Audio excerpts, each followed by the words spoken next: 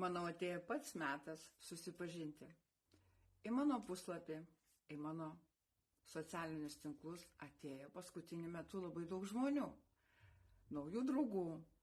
Tai aš nusprendžiau su naujais susipažinti, o su jau esamais dar sykį susipažinti. Na, o dabar papasakosiu, kuom galiu būti tau naudinga. Būtinai pažiūrėk šį video iki galo, nes tavęs laukia dovana. Na kągi, mano vardas Jūratė. Mano karta užaugo pagal tokį scenarijų: mokykla, santuoka, darbas ir pensija.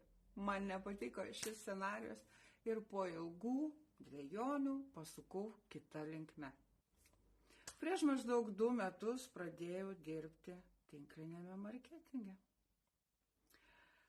Vis ieškojau naujų metodų,